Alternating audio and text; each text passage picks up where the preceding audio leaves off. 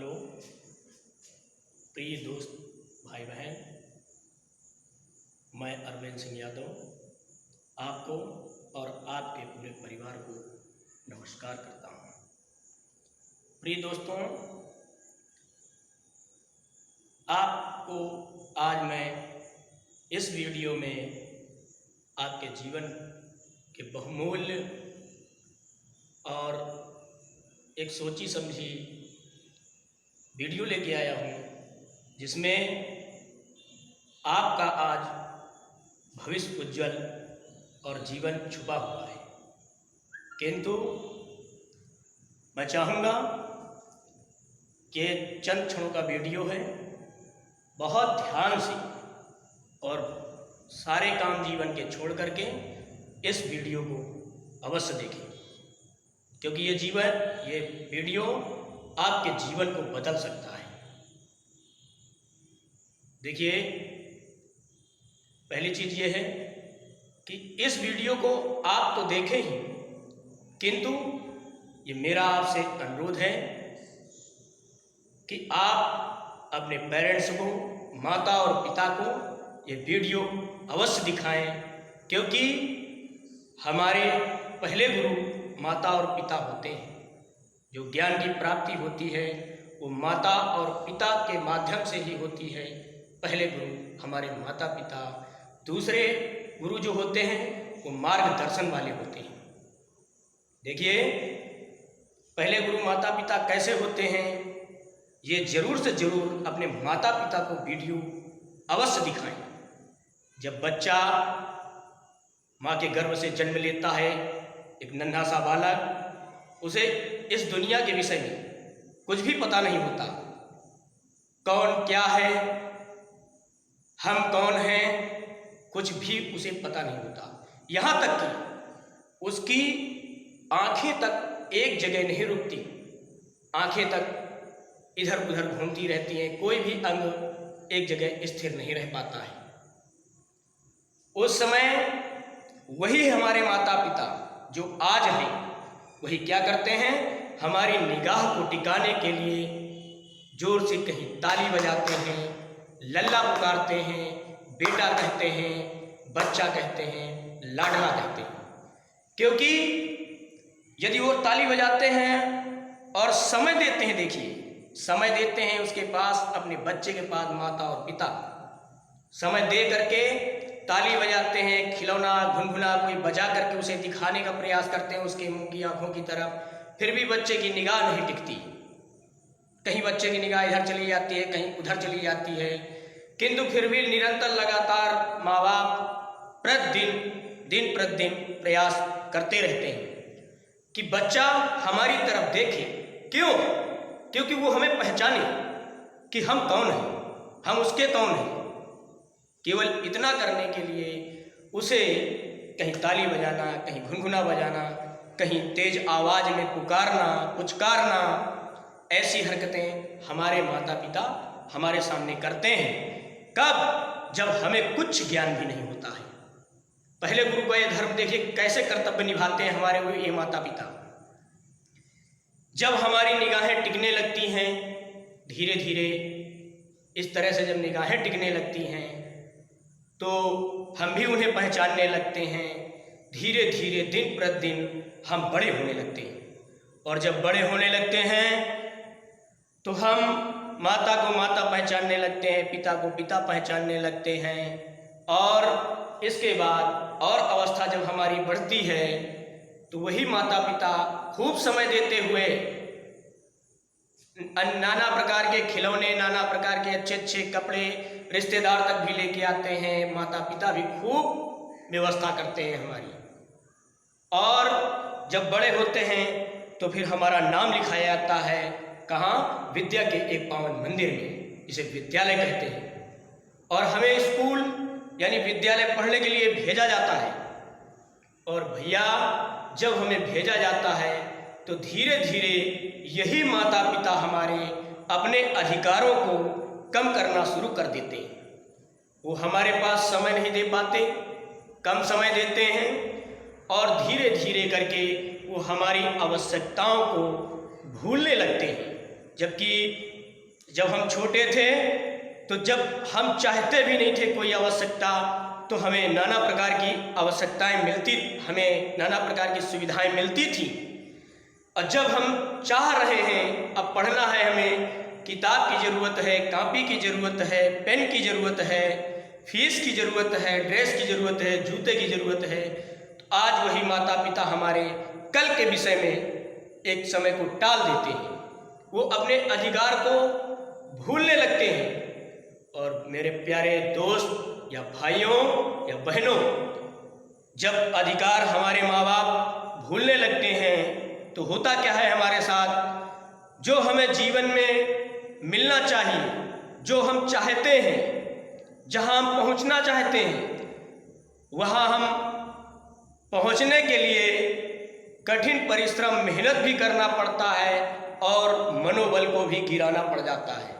जैसे आज हम विद्यालय जा रहे हैं और हमें इंग्लिश की कॉपी आज अगर नहीं है हमारे पास, तो हम अपने माता पिता से कहते हैं कि हमें पापा अंग्रेजी की कॉपी खरीद दो, किंतु हमारे पापा कल के विषय में टाल देते हैं कि आज बेटा चले जाओ और कल तुमको खरीद देंगे।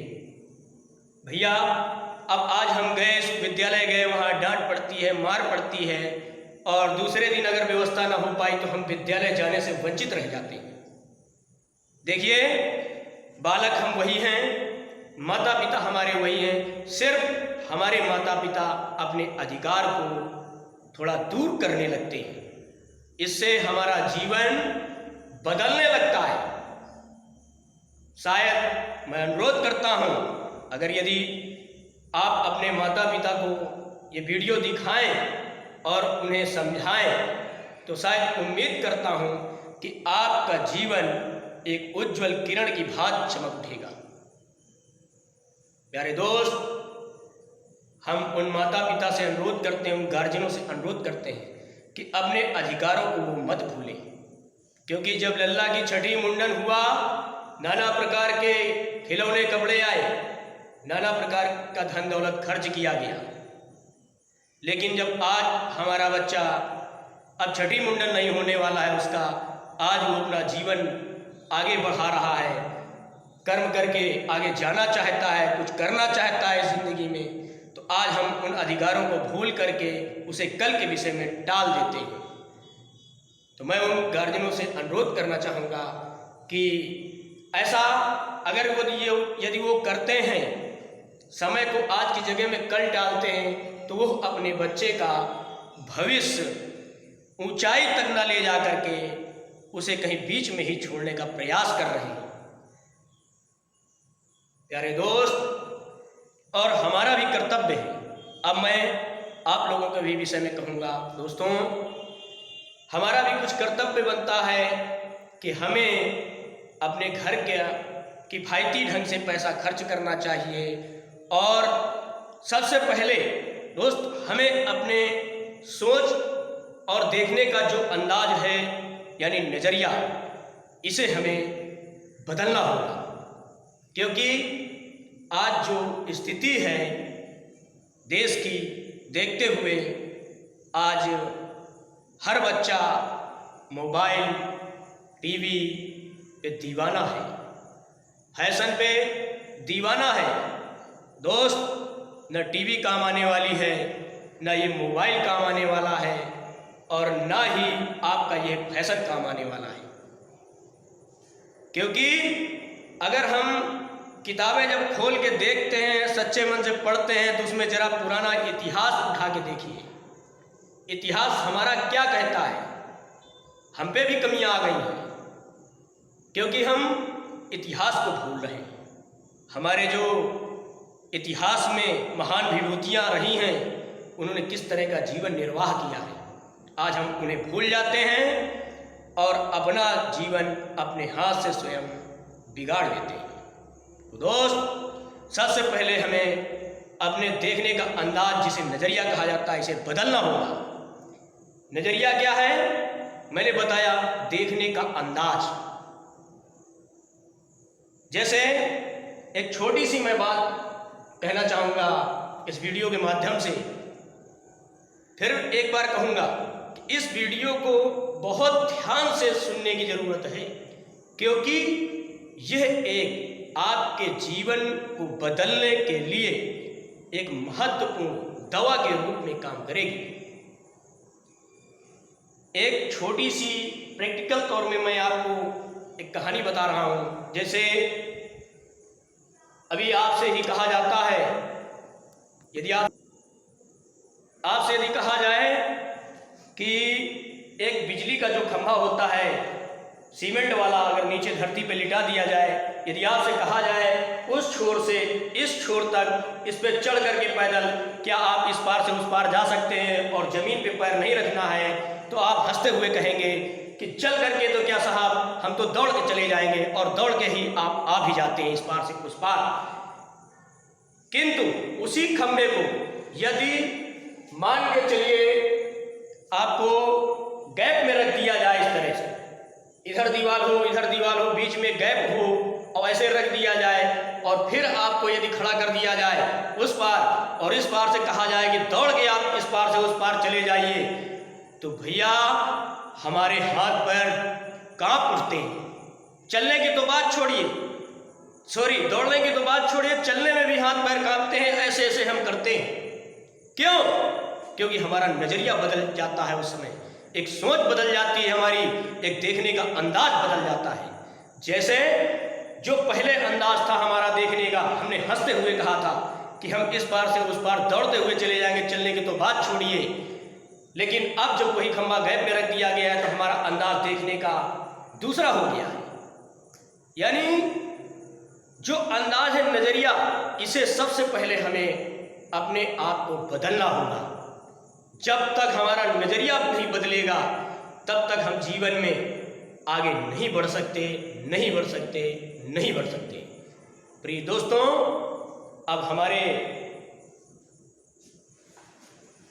सहयोगी धनंजय सिंह यादव अपने मुखार बिंदुओं से कुछ आपको कुछ संबोधित करेंगे, जरा सुनिए उनके लिए वजह।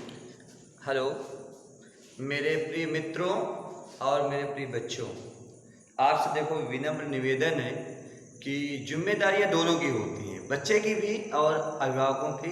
जैसे कि हमारे बड़े भैया ने बताया अभी, तो दोनों को अपनी जिम्मेदारियों का निर्वहन करना चाहिए। फिर दूसरी बात ये है कि हम आपसे ये कहना चाहते हैं कि जब तक कोई समस्या आएगी नहीं तब तक आप उसका समाधान खोज नहीं सकते। भाई समस्या नहीं है तो समाधान क्या उसका खोजोगे। जैसे अभी कोविड-19 का चल रहा है, क्या चल रहा है, आपसे पूछता है क्या चल रहा है। इसके पहले एक सेंट आई थी, सब चाव से बोलते थे फाग चल रहा है, लेकिन अब फाग तो चल नहीं रहा भाई, अब तो कोविड-19 चल रहा है ना। तो अब ये चल रहा है, ये समस्या है, अब इसके समाधान के लिए दवा ढूंढी जा रही है। तो ऐसे ही आप पर भी होता है कि देखो विपत्तियों का पहाड़ आता है और आप उसका डट का सामना करना होता है। जब तक आप अपनी समस्याओं से भगोगे, सामना नहीं करोगे, तो धीरे धीरे वो और विकराल रूप ले लेती हैं। तो हमें विषम परिस्थितियों में भी समान रूप से डटे रहना चाहिए। जैसे कि सूर्य निस्वार्थ से वो टाइम से उगता है और टाइम से ही अस्त होता है, चाहे फिर उस दिन बरसात क्यों ना हो, लेकिन वो टाइम से अपनी परिक्रमा को पूर्ण करता है। कौन करता है? सूर्य थोड़ा करता है, सूर्य का भक्ता है क्या? पृथ्वी करती है सूर्य का परिक्रमा। तो वैसे ही आपको भी अपनी परिस्थितियों को, चाहे अनुकूल हो चाहे प्रतिकूल हो, दोनों में अपने अनुसार उन्हें ढाल लेना चाहिए। कौटिल्य, नाम सुना है कौटिल्य का? नहीं सुना है? चंद्रगुप्त मौर्य के गुरु थे, उनका नाम था कौटिल्य। उन्होंने एक बार कहा था कि विषम परिस्थितियों में या आपत्तियों में बचेगा वही जो बुद्धिमान नहीं है। वो नहीं बचेगा जो बुद्धिमान है, तो कौन बचेगा? फिर वो बचेगा जो उन परिस्थितियों में अपने आप को ढाल लेगा। जैसे कि अभी है सरकार, मोदी सरकार है, अगर आप उसका आलोचना करोगे, काम अच्छा कर रहा है, तो प्रशासन उठा के जेल में डाल देगा, क्योंकि भाई मोदी काम अच्छा कर रहा है, हमारे देश का सर्वांगीण विकास कर रहा है, चौमुखी प्रतिभा में क्या है, हमारा देश दिन प्रतिदिन उन्नति की ओर है। अगर आप बुराइयां करने लगोगे तो प्रशासन आपको उठा के रख देगा। तो अपनी परिस्थितियों के अनुसार अपने आप को ढालो, जो कि हमारे बड़े भैया ने कहा है। धन्यवाद। लाख लाख शुक्र। ठीक, तुम चले गए।